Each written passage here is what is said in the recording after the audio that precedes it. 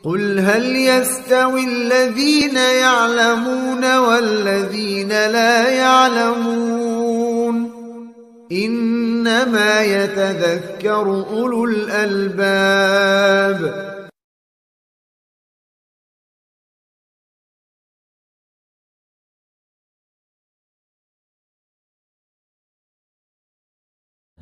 Para ibu yang dirahmati Allah Subhanahu wa taala, saya ingin memberikan satu poin berharga ya. Ini 5 menit atau 10 menit untuk ibu-ibu ya.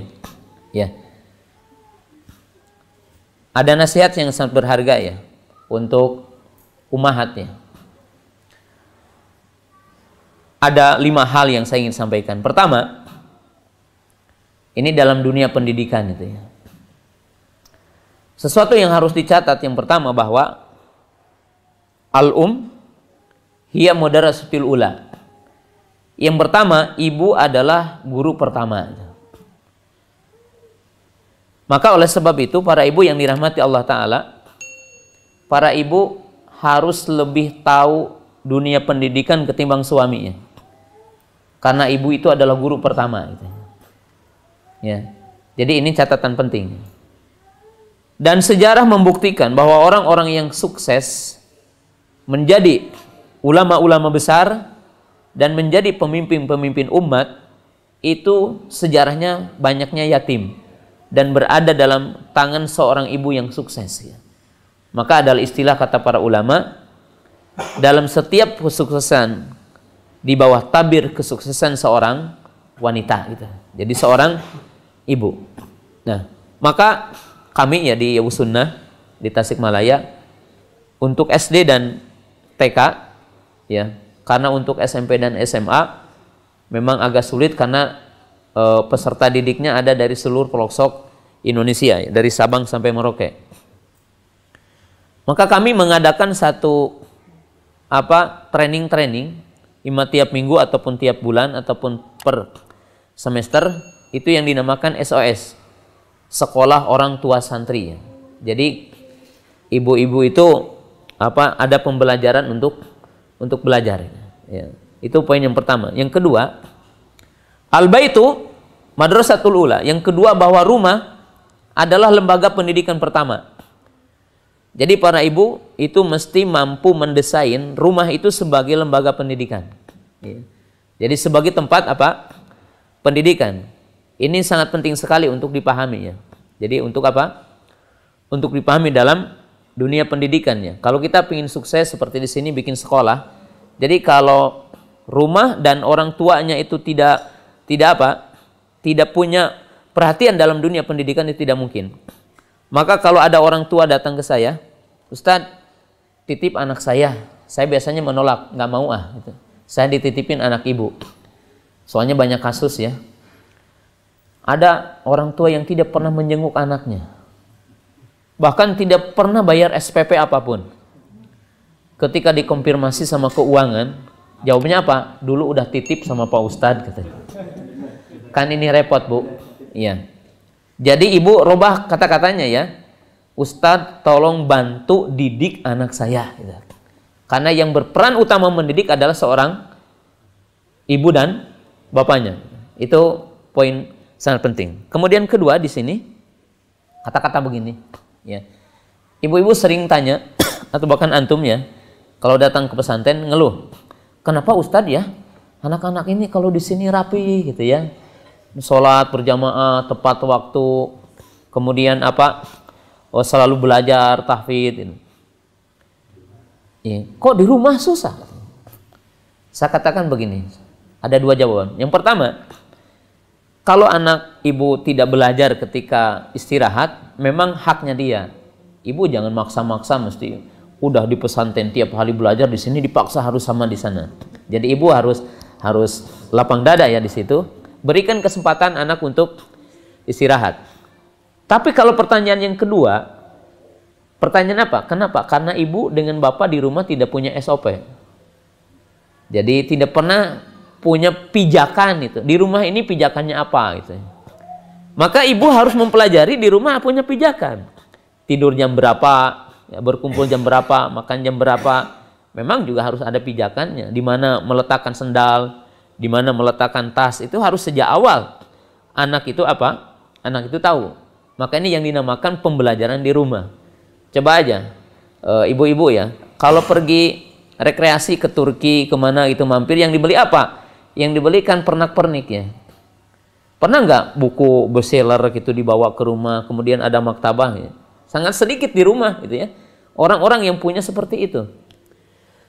Maka ini adalah pembelajaran yang kedua ya. Yang ketiga, bahwa saya ingin menyampaikan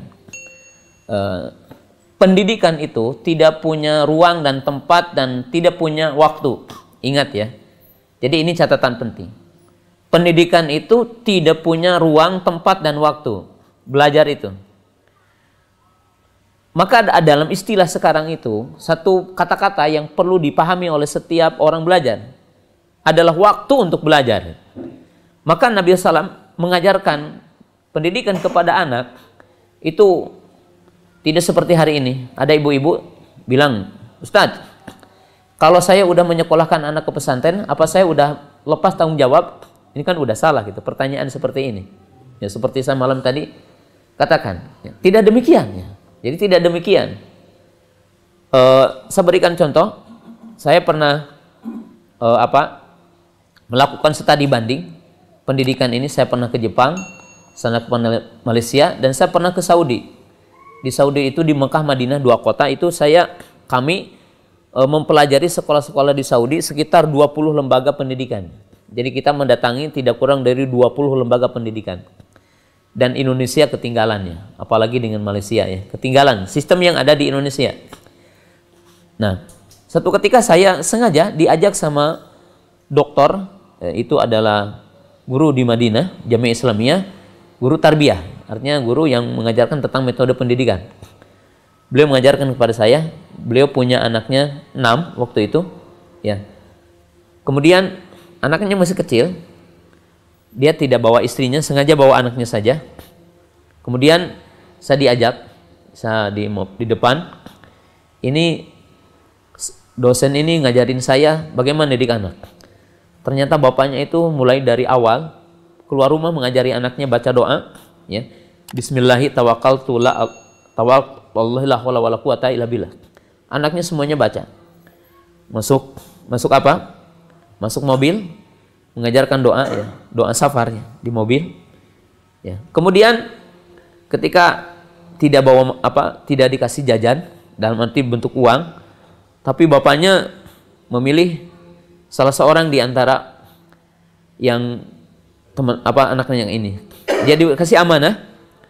Ya, tanya, suruh ditanya.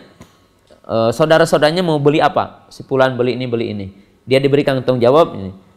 Ayahnya ngasih uang sekian, ini untuk teman-teman kamu, untuk saudara-saudara kamu. Dicatat dia. Sampai diantarkan ke kelas ya. Dan itu satu pembelajaran, demikian mengajari gitu ya. Nah sekarang kita, pernah nggak ketika antum rekreasi membawa anak, dari rumah kita ngasih SOP apa gitu ya, di mobil apa yang harus dibaca, pertanyaan apa dan sebagainya, pernah nggak kita? Kita menganggap sekolah itu hanya apa? Hanya kalau udah di kelas saja gitu kan. Nah ini apa? Hal yang keliru ya. Yang keliru ya.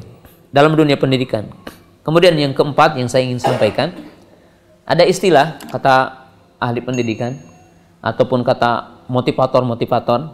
Janganlah Anda bercerita kesuksesan masa lalu, tapi bimbanglah untuk sukses di masa yang akan depan dan bermimpilah untuk sukses masa depan. Jadi jangan bercerita masa lalu. Kenapa? Saya kemarin di Kolaka itu peletakan batu pertama ya tentang bikin sekolah. Kemudian di hadapan itu banyak sekali ya pejabat. Lalu saya bilang, kenapa kita tidak sukses? Salah satunya contoh kata saya, maaf, di hadapan saya ini banyak anggota DPR. Itu setiap orang yang akan nyaleg, biasa dia berpose, foto, selfie, menceritakan tokoh orang masa lalu.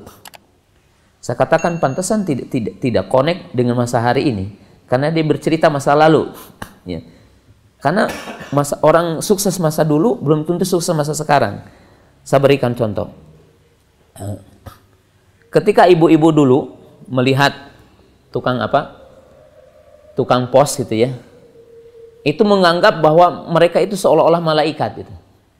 Kenapa? Karena bisa mengantarkan surat begitu cepat ya. Dan orang banyak bercita-cita ingin jadi tukang pos itu, karena upahnya gini-gini tukang pos itu.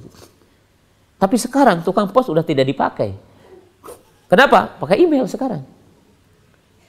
Jadi kita harus tahu bahwa kalau kita bikin sekolah, jangan kita bercerita sukses masa lalu. Dan kepada anak juga sama ya.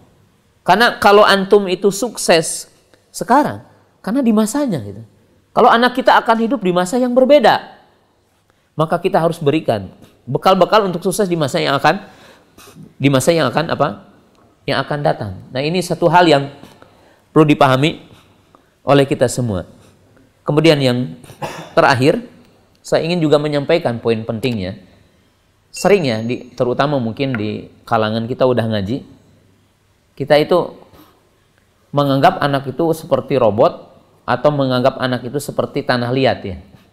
Kalau tanah liat itu kan tergantung tukang desainnya, mau dibikin apa,